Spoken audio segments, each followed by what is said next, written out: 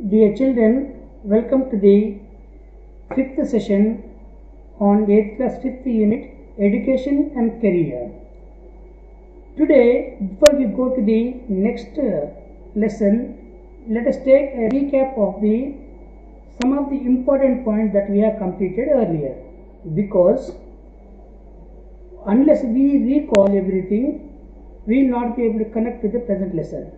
And then so far we have completed many points which actually need a recap. Now let's take the recap.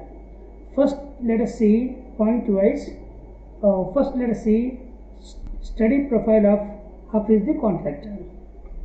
So we know that Hafiz the contractor was a very good student in his first and second standards, and from third standard onwards he lost interest in his studies, and then he was always interested in games, running around, playing jokes and pranks on his friends and even his classmates and so on. And then we know that when he could not answer the questions asked by his teachers used to cane him every week. So that's what he told us. Now let us see Hafiz's study profile. Let's continue with the Hafiz's study profile. We know that Hafiz could remember things only as a photograph. Let us suppose he was taught some points. He could not remember the point wise. Maybe after a day or two he used to forget all the points. But he could remember when he read something, he could remember as a photograph. And we see that he got just 50% of marks in his SSC and in his senior secondary school. That is either in his plus 2 or in his intermediate also. So this shows that he was performing very badly in his studies. And then since he was spending all his time on playing jokes and pranks, and most of the time he was spending in the playground, and then he was interested in other things such as maintaining the gangs and so on, he did not study. He was engaged in these tasks, and so he did not study. Since he did not study, when there was examination, he had no other thing to do. He had to resort to copying. So he used to copy in the examinations. And even after he became the contractor, many years after he entering his profession, many years after he has stopped studying, he used to have continuous nightmares about himself attending for the maths examination, because he did not know anything of the mathematics. Now let us see Hafiz's sports profile. And we know that Hafiz was a very, very good sportsman. He was a senior champion for many years in his high school. When he was in his high school, he was playing almost all the games, and then he was a senior. He had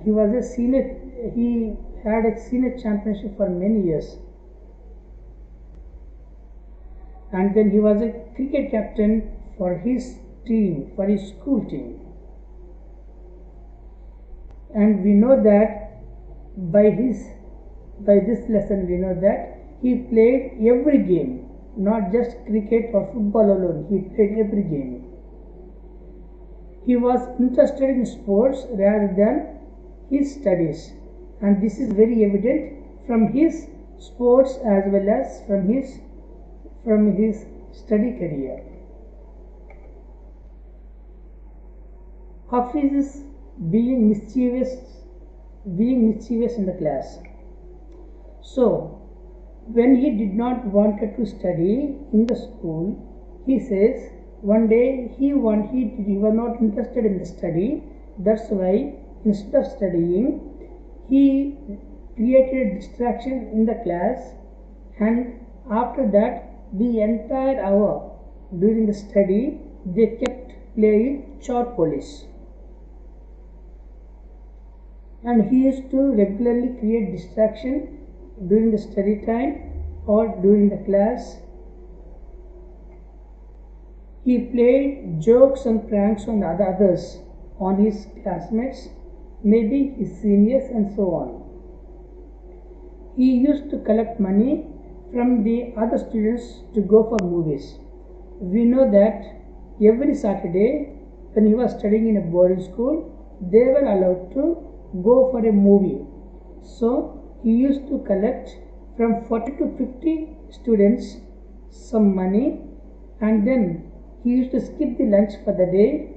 He used to run to the theater, book tickets for the show for all his friends, and when he was returning to the hostel, when he was returning to his boarding, he used to have a nice lunch and he used to come back. And he was involved in the gang fights, and then we know that he was planning the strategies for the gang fights. Now let us see what were his future prospects. After completion of his 10th class and then after completion of his plus 2, it was the time he was thinking of settling down in his life. So for settling down in life, he had few options. The thing is, he was not interested in his studies. That's why he thought of dropping his education and then taking up some job.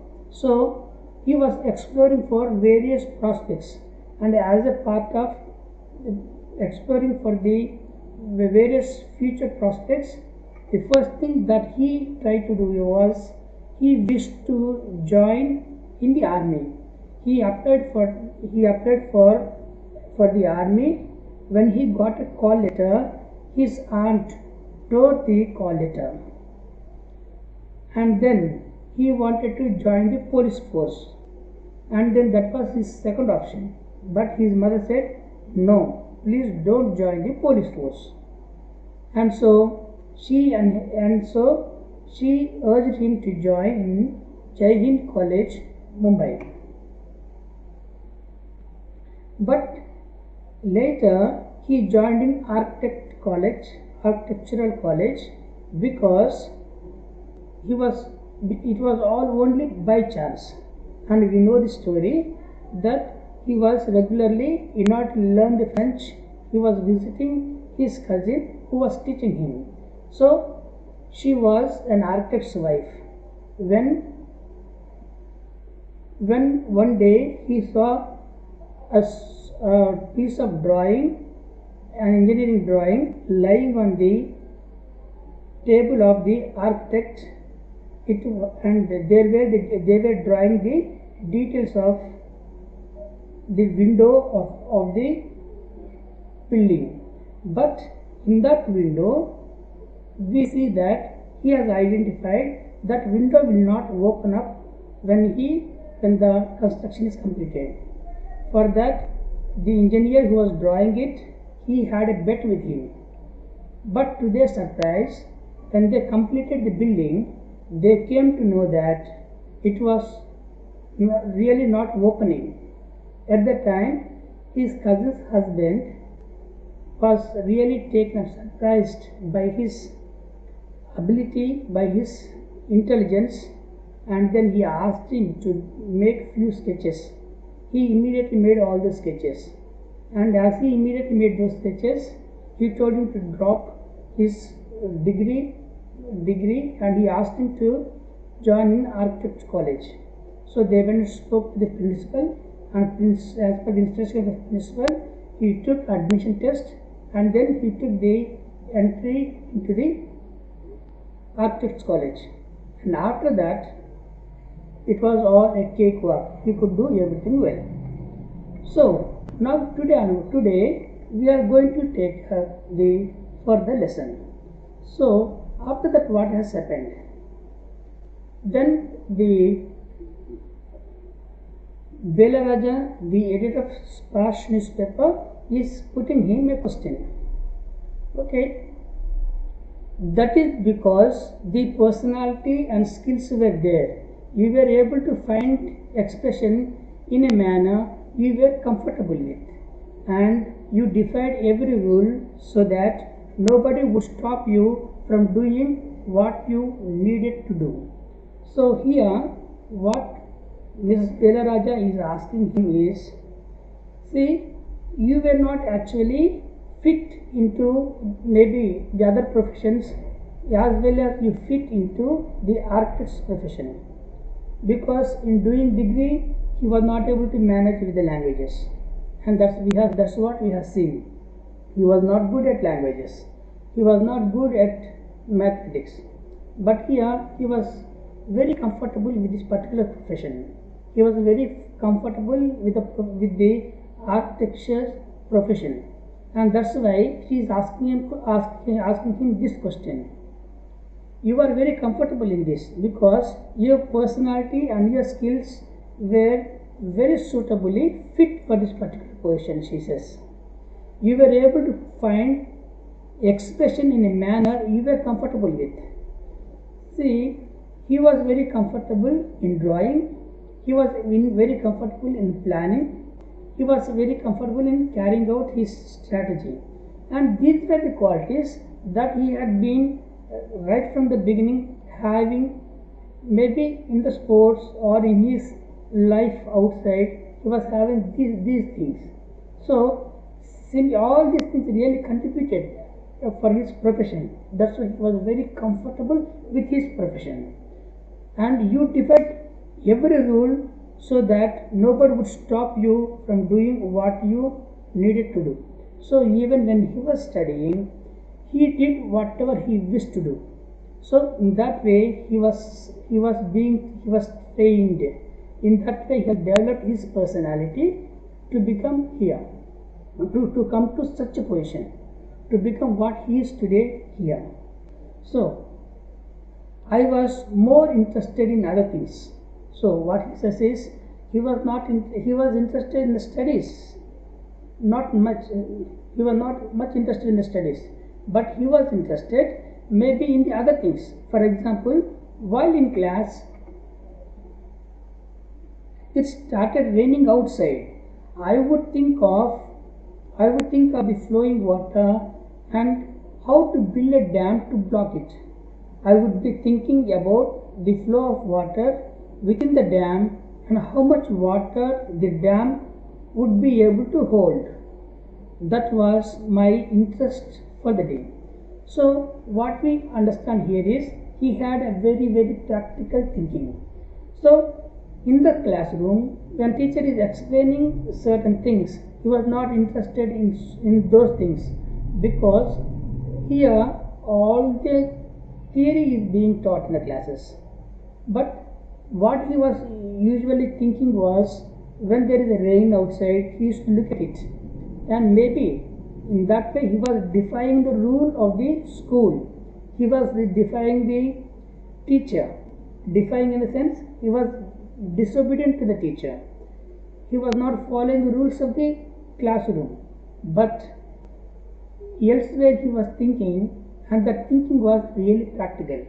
What is that really practical is that when he looked outside, he saw that the water was flowing down, and then his thought was always how to stop that flow of water.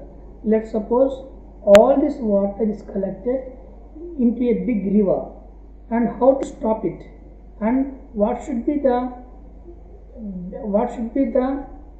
size of the dam, and how it should be built in order to hold all that water. So this used to be his thinking. So his thinking was always towards something practical, not a theory. Whereas teachers were teaching the theory, they were teaching the points one by one, but he was always thinking of something practical. And we are going to see one more example. So here we see another example of his practical thinking. When students lost a button while playing or fighting, they would come running to me and I would cut a button for them from chalk using a blade. So now what we see here is when students are fighting, what happens is they may lose the buttons of the shirts, or when they were playing they may lose the buttons of the shirts. So when they lose it, we hear in the further lines that the discipline of the school was very very strict, and so they won't allow the children to come out without the buttons. So at that time they used to run to Hafiz and they used to request Hafiz, please do something, I lost the button. And he immediately, what he used to do was, he used to take a piece of chalk and cut a button out of it, and then he used to put it there. And this is how he was solving the problems very practically. And that's what we see here. Discipline in the school was very important, and no student could afford to have a button missing. The student would get past dinner with a full neat uniform, and after that it did not matter. So even when they go for the dinner, they used to check whether all the students were in the full and neat uniform. So that's why here in this incident also we see he had a very practical thinking, and this practical thinking and not of that theory that made him such a great contractor. And now before we proceed to the next one, let's discuss what were his innate abilities, that means his natural abilities for the architecture. So we know that he had flair for sketches. Flair, I told you, it is the natural ability for drawing something. So he had got he was very good at making sketches, and naturally he got that particular talent. Next, what we see is he has a practical thinking. So, and how do we know that he has practical thinking? We know that when he was in the class, when there is rain, when the water is flowing, he always used to think about how to stop that water, and how to build a dam to hold that particular water, to stop that particular water. And another incident that we have just seen is that he used to cut a button when one of his classmates had lost the button. He used to cut out the chalk and he used to put it there. So these two things tell us that he had got a practical thinking.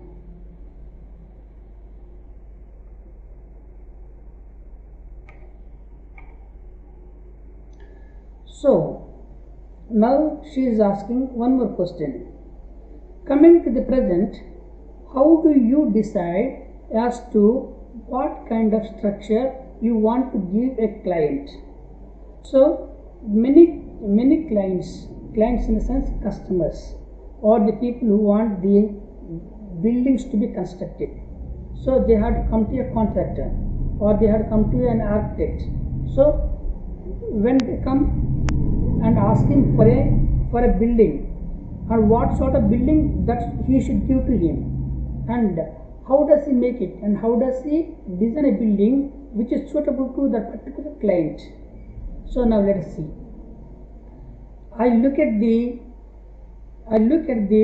client's face, his clothes, the way he talks and pronounces, the way he eats, and I would know what his taste would be like.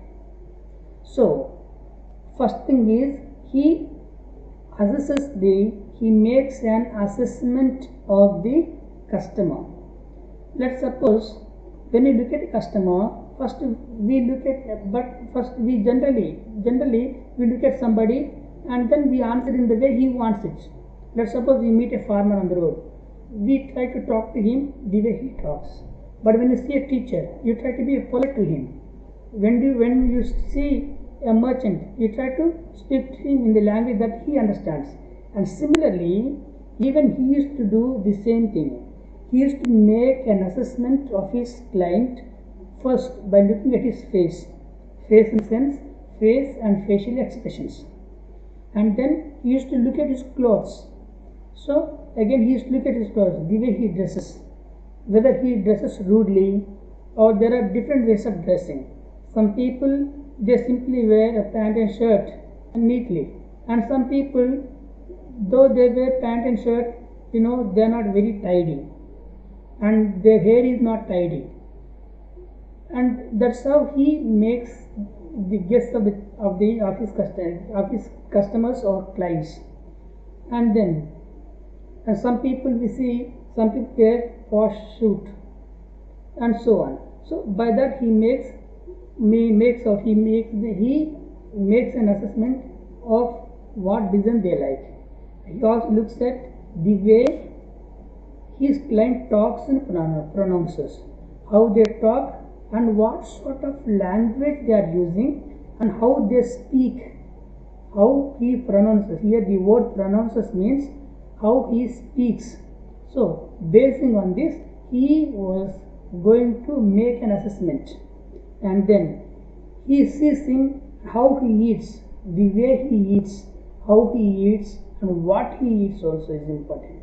And I would know what his taste would be like. So by looking at all this, by looking at his face, by looking at his clothes, by looking at the way he talks and the way he pronounces, and by looking at the way he eats, and then by all this we know how his taste would be.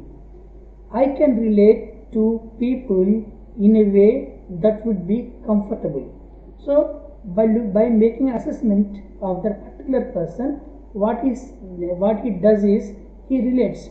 If his body, if his facial expressions are like this, if his manner of dressing is like this, if the man is able to talk like this, and if the man is able to eat like this, what would be his taste even in constructing even in preparing a house, what sort of house he prefers. So that's how he relates, and then I sketch very spontaneously on the paper on the spot.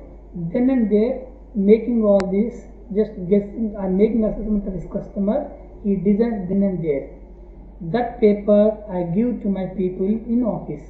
Immediately when the client approves the design, he gives it in the office for the plan, maybe for the further construction. So now we see, it is going to, in the final paragraph we are going to see, did you do it instinctively? So he says, see, did you do it instinctively? Instinctively in the sense, did you do it by chance, or did you do it really by chance, or naturally out of your natural ability you did, or did you have any plan when you give this one? So for that, when you give a plan to a customer, then what he says is, whatever you may call it instinct, call it arithmetic, whatever. Now it comes to me like mathematics, putting design, construction, psychology and sociology together, making a sketch from all that is mathematics. So now what we understand is, here he applies all his knowledge and gives a precise design that his client wants. So this is what we mean in the mathematics. Mathematics is something special, something accurate. Exactly what one needs is here is the accuracy. What a person needs is exactly what he needs. Exactly what he wants is the precision. So that precision he gives it. And how does it give? He gives it by assessing his psychology, the way he moves socially, and there he puts the design on the paper, and then they proceed for the construction. And all this process, because it's very close to the design which the client needs, very accurately what the client wants, he gives. That's why he calls it as mathematics. So this is children how he has become such an eminent person, such an eminent designer. Here we almost come to a full circle where Mr. Contractor has derived his own interpretation of mathematics. Take it from a subject he hated to a subject he now loves dealing with. So we know that in the beginning he hates the subject mathematics. He hates the subject mathematics because he did not like it and he used to get the nightmares. That's what we have learned it. Now that he has his definition of mathematics is different. He is able to accurately design the construction his client wants, and that's how, by following these steps, by following psychology, sociology, and putting the design and then finally constructing it. So he was very accurate executing all these. That's why it is called as mathematics. So this is some of the design that he has completed. This is BITS Pilani campus, Goa. So this was designed by Hafiz the contractor. And this is Infosys IT Park, Pune. And this ONGC Green Building, Kolkata. So these three buildings were constructed by Hafiz the contractor. He himself put the design, and then he himself was the contractor for these three buildings. So now we have understood his view of mathematics. So his view of mathematics is, first he understands the psychology, then he understands the way he moves, he understands the way he moves and so on, how he socially mixes with other people, then he designs the construction, and then he goes for the construction. And this is all the mathematics that he was trying to tell us. So this is all for us today, children, and with this we will wind up the thank you. We will wind up the 6th session with this. Thank you very much, children. Bye, and see you again in the 6th session. Thank you very much.